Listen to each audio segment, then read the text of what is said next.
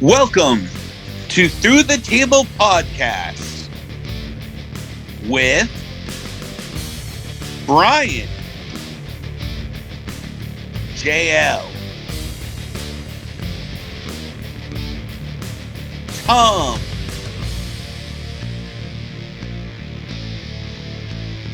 Rick,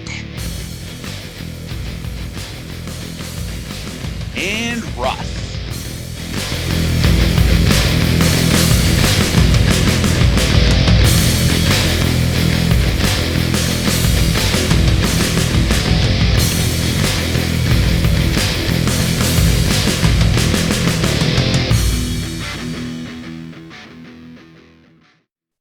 Sonny Kiss. What happened to Sonny Kiss? I haven't seen him on there months. Forever.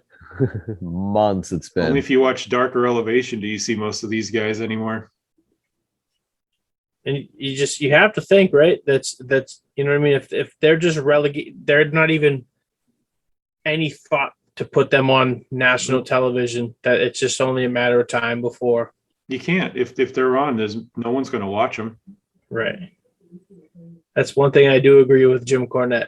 You know what I mean? Like there's just certain people that you see on that TV and, you know, like Marco Stunt, you know, he's another one. Yeah. Yeah. I mean, He hasn't even been with them. No, not recently. Nope. Tony Khan was just like, Christian, get now. You got him by about 6 feet. Get out there. We'll give you the Impact title for like 6 months. It's okay. Just deal with this douchebag in the dinosaur mask and Luke Perry's kid for a little bit. Try to make him good. Because that's the only reason he's there.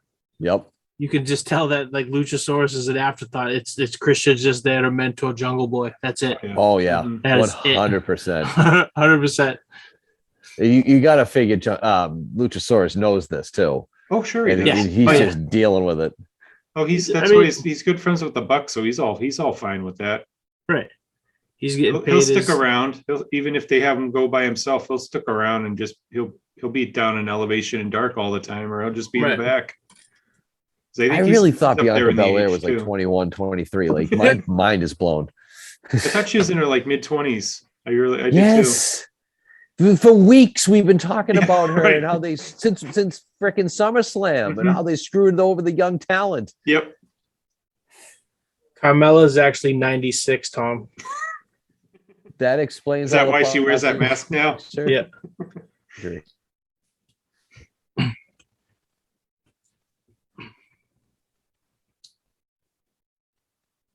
What else is happening? Okay. No, I'm just trying to think again.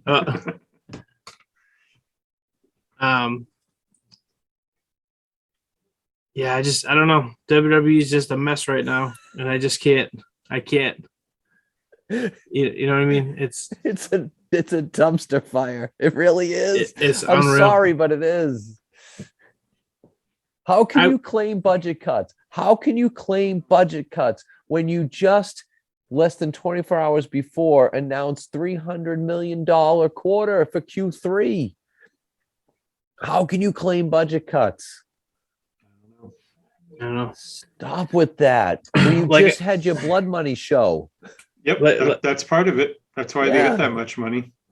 Like I said in the chat earlier, I really feel like they're at some point they're just. I feel like they're looking at the highest rated segments on Raw, the highest rated segments on SmackDown. They're just going to whittle that roster down till it's basically Raw and SmackDown's greatest hits, and they're going to make both shows. You're just going to have Roman Reigns and Bobby Lashley on the same, both shows all the time. It's just going to be one. The way they're going, there's only going to be one roster. That's what I mean. Like I think that's like you said, it wouldn't be the worst thing for them to do. If there was 50 names on that list and we only got 18 of them, you know what I mean? That's 32 other people 32. And that's the other thing. They've released what this year? Just this year alone, 80 something people. I was going to say they're close to 50, right? Somebody had the list. Yeah, it's up around 80 or so. That's ridiculous. The fact that you even have 80 people on a roster You know what I mean? Like, Yeah. how many people do you think Vince had on his roster in like 93, 94, 95? Solid 25. Maybe 50, 60. Maybe. And That's saying pushing it. it. Yeah, 50, 60 maybe. And that's like, Dwayne Gill and Barry Hardy. And that could be including the Ohio Valley guys too. Yeah. Right. But it's like you just to the fact that you could fire 80 people is just and still have enough to produce 5 other TV shows or whatever it is, 10 something hours of television a week. That's you have too many people. Yeah. You have way too many people. I think there was just a time, and that's the other thing. It's I feel like the WWE, it's always just so negative.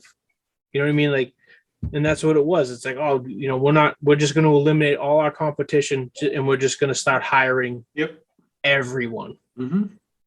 Everyone, literally everyone. I doing. mean, like, you know what I mean? Just Anthony Green. Nothing against Anthony Green, Yeah. but the dude's like 144 pounds. You know what I mean? And his gimmick was he had a mustache, he does a pile driver, and he had 2 giant asses behind him at all times. Oh, he had a lot of ass meat. So much ass meat. Mm-hmm. Oh yeah, that was half his gimmick. but that's literally it. He had that pile driver finish that was kind of cool, right? So it was like but once again, it's not, you can't do it in the WWE. You can't do a pile driver in WWE. So what? Like so why would you hire this dude? Did he ever win a match? One of the greatest WWE songs was called Pile Driver, so it's kind of disappointing. Yeah.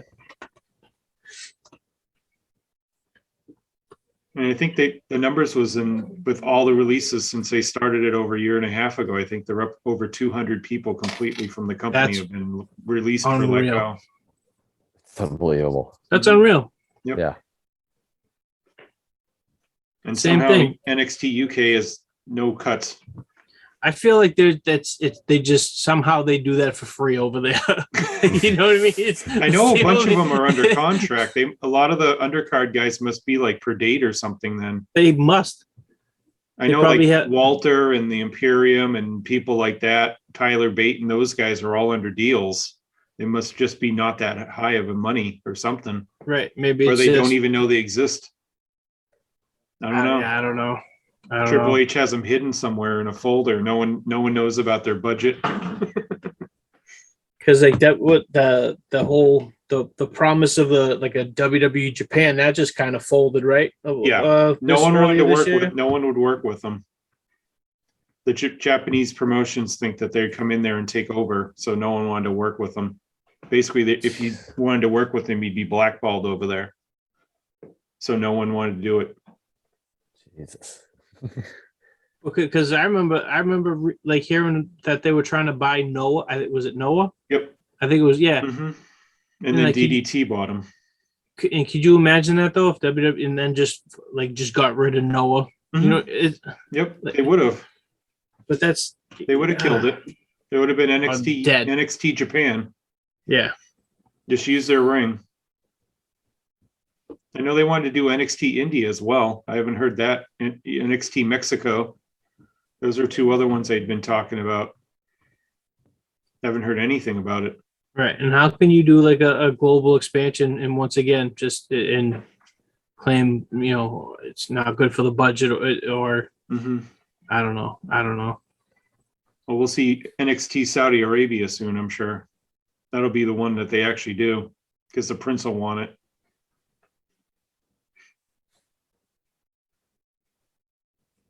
I'm starting to think terrible. I'm starting to think this whole Triple H thing, like he's just, you know what, like I'm done. He's just like, I'm done. I'm gonna have fake a heart attack, retire somewhere, leave you alone. Yep. Yep. I'm fucking done.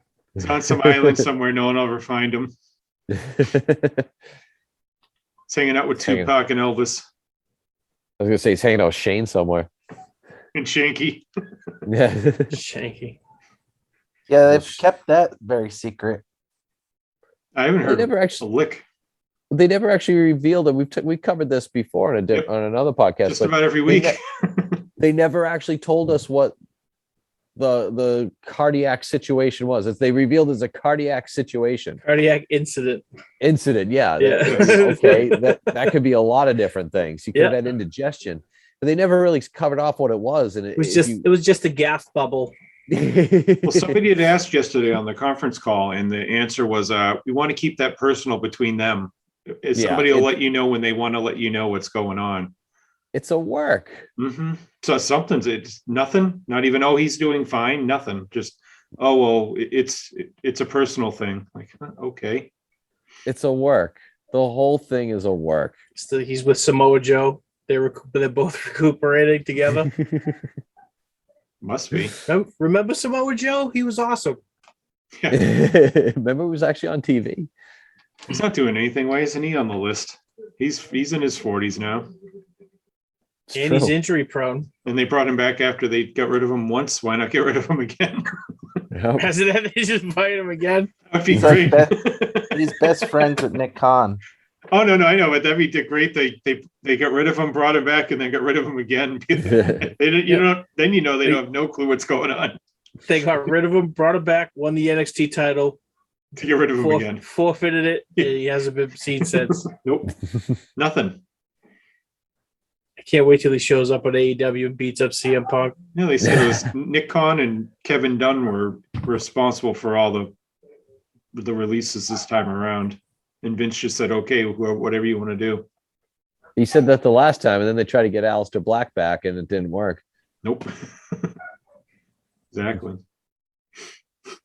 Yeah, I don't know what their end game is. I don't know. I know they have too much talent, but just tell them we have too many guys and we have to get rid of people. Don't say budget cuts every time.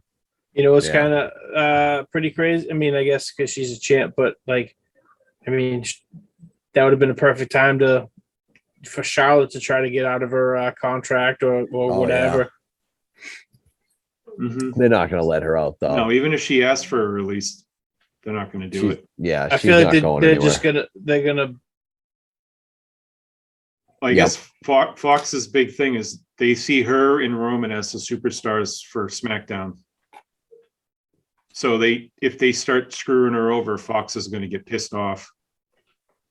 Yeah, but also I guess if to smooth things out with Fox, she's just like, okay, well, if we get rid of her, we keep shrinking the roster. I guess that was the only name that Fox asked for personally, was for Charlotte to be on their brand. They didn't care if Roman left. They wanted Charlotte. Wow. I don't know why that was their number one pick, but that's kind of wild. That's why that's why she didn't get in any trouble for what she did either. They just said no more media signings, no more media talk. You can't talk to anybody. Nothing else happened because Fox is, I don't know, they love her for some reason. Ew. I don't know why. They're doing a who's gonna bend their knee thing, where is Jimmy Uso gonna bend his knee, get on one knee for King Woods, or is Woods gonna get on his knee for Roman Reigns?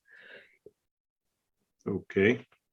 I could go in a direction. I think we all know where I want to go with this. There's a lot of men kneeling before other men here. I mean, you going? I was to say, is there I thought you were going to go with someone kneeling in front of Xavier Woods reference. That was. I thought that's what you were saying. No! I was thinking what Rick was thinking. All right, you know what? I can see that.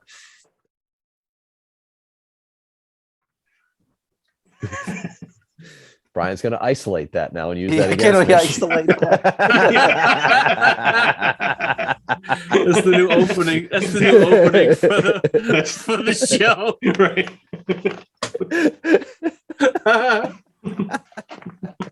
Oh, it's my new ringtone. Every time Tom messages me now.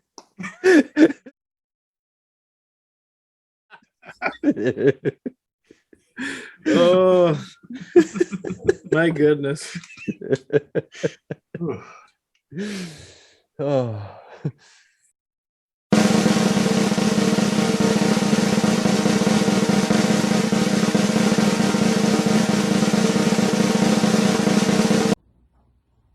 Hi, everyone. Welcome to the Juventud Wrestler of the Week. I'm a little busy, so I'll keep it quick. Not only is it going to be one of the greatest AEW champions, but he's going through a lot, and he's manning up, and he's taking care of himself. It's Jon Moxley. We hope you get better soon, big guy. I know it's tough doing what you have to do, but you're going to do it. So there you go. There's your Juventud Wrestler of the Week. Thanks, guys. So I totally forgot SmackDown was on again. It's an every week occurrence. Yep.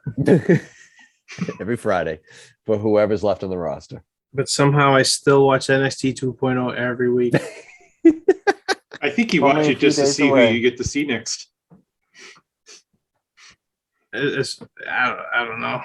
I hate the whole thing. Every time I watch it too, I'm like, this is so dumb. And I still watch it every time. Well, the ratings keep dropping week by week. There's never been a time on that show since it started, like the last few weeks, and I can't even. There's not one thing I'm like, wow, that was kind of cool, or that was great, or entertaining. Yeah, the poker player, or the skydiver. No, then they did the Tony D'Angelo. Yeah, Duke Hudson. He's a poker player. That's his whole gimmick, and he has like a segment of the show that's Duke Hudson's poker room. It's like, ew. Yeah. And this week it was Cameron Grimes was like the guest or whatever, and they did the whole thing with a redneck guy that doesn't know how to play poker keeps winning, and you know what I mean? And now they're all mad at each other, and now they're going to fight next week. And it's like, you guys are fighting over a poker game? This is stupid. Well, Cameron Grimes has all the money. You're going to have a poker chip on a pole match. Oh. I wouldn't doubt it. And then they had that dude that was supposed to be like what is he? He's like a New Zealand MMA guy or whatever. Yeah. They had him on there singing Shawn Michaels' theme the other night. Like yeah, that was the thing where people were on social media saying that was the thing that killed them to not watch it ever again. It was bad. Robert Stone and him dancing around. And how the hell does Robert Stone still have a goddamn job in that place? Vince probably laughs every time he sees him, I bet. Vince loves that comedy stuff, don't forget. Side note, my buddy was working a show with him one time when he was Robbie E. Yeah. And he was doing a seminar. And my buddy was setting up the ring, and Robbie's like, "What? Are you going to join the seminar?" My buddy's like, "No," like I'm all set. And so as he's setting up the ring, Robbie E literally like told everybody in the seminar that work rate doesn't matter. Work on your tan. Like he was just like, the body's the most important. Like that's what's going to get you on TV and stuff like that. And it was this sounds familiar. Hanging with Bob. Yeah, this is what Bob Evans used to tell us. I mean, Robbie's a New England guy, right? Yeah. He probably has the Evans in his ear and saying, let's rip off the money from everyone around the country, do the same whole spiel with the seminars. What was it? It was Robbie E and I believe, it's one of the WWE refs that they have now, like the super tan one, the guy that was less tan than Drake. Right. I know what you're talking about. Mm-hmm. They were a tag team in Chaotic, right? Or something like that. Yep. He's the guy that looks like he's just a little too old to be at the bar, but he's there anyway. And he's going to hit on every girl that he's hanging out at the end. Mm-hmm. Yeah. Mm-hmm. Yep. And he just come across like he's just a douchebag, but somehow he's going to make it happen because chances are he's got a pocket full of roofies. Yeah, that's him. Yep. Perfect. You got it.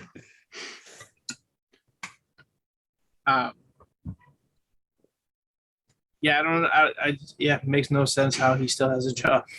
Probably. There's some of them that I just don't get it. Yeah, that's what Bob Evans used to say all the time, though. That was his thing, was work on your body, Yep. tan.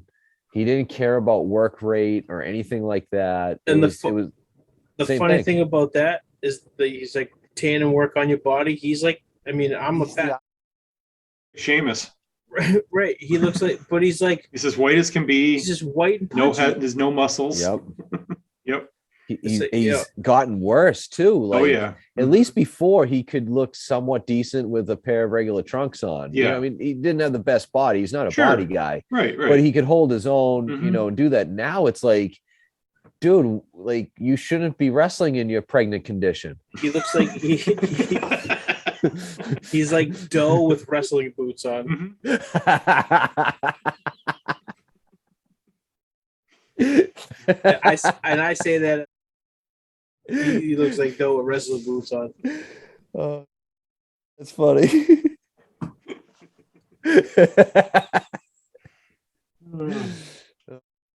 Great. Do we want to discuss and we don't have to because it's very local. It's very local, but do we want to discuss the AEW thing? The epic situation. I mean, I don't really have I guess if you want to talk about it, I mean, is that something that? I mean, it's local. Yeah, I don't know if that's too. Probably no one would know what we're talking about. Yeah. Right. Too insider. What I shared. That's my mic drop. Oh, Sabu retirement's kind of crazy. Yeah, I heard that. That's what you put down earlier. Yeah. Do you believe it? Well, he says he thinks he's wrestled his last match. He's not sure. Say everybody kind of, Terry Funk's been retiring since 1983. Yeah, very true. I mean, someone gives him a big payday. You never know. Right. Doesn't he have dementia? If a Saudi prince wants him to wrestle. Yeah. Well, I know he once his girlfriend or wife or whatever she was passed away last year or whatever. Mm-hmm. He really hasn't. I mean, then again, I know COVID stuff kind of changed. He's been very infrequent in the last 6 months. Very probably a handful of shows, if that. Yeah, maybe he got used to not doing anything, and then, like you said, the passing. He's in his 50s, and he's been injured and banged up for years. Oh, he's just so I got a couple friends that they do this show every year. They do an indie show in Newton. Mm-hmm. And the last time they did it, which was, I believe it was 2019 now, the main event, they brought in Sabu. Yeah. And, he's still going through tables. I mean, he's he's in front of probably 200 people in Newton, Massachusetts. You know what I mean? And he's just getting dumped on his head through tables and getting smacked with chairs. And it's just, he's probably just so beat up. The dude's just, I mean. Well, you see, when he's not in the ring, he walks around like he's in his 80s. He can't move. Oh, yeah. At all. Yeah. He can barely move. It's horrible. It's weird how that switch, because Mm-hmm. like I said, I've seen it firsthand. Yeah. You know what I mean? I saw him there in his Hawaiian shirt and his grandpa's shorts, and Mm-hmm. he just he just looks. But then it's he puts on those genie pants and he's out of control. It's unreal. It's like magic. It really is. Mm-hmm. Yeah. And then right after he's smoking a joint out in the parking lot, I'm sure that probably helps too. That probably doesn't hurt one little bit, right? He has a constant third wish. Yeah, right. But I mean, I remember him. You know what I mean? The first time I saw him was WCW in '95. I read about him in the magazines, and I know he was in ECW, but I think I want to say I started watching ECW once I found it on the Spanish channel on at 2 a.m. or 1 a.m. or whatever it was. I think that was early mid '96. I want to say it was summer of '96. It started in August. Okay, so yeah, That's why their first weekend in the Boston area was September, because they've been on the air for about a month. Right. Okay.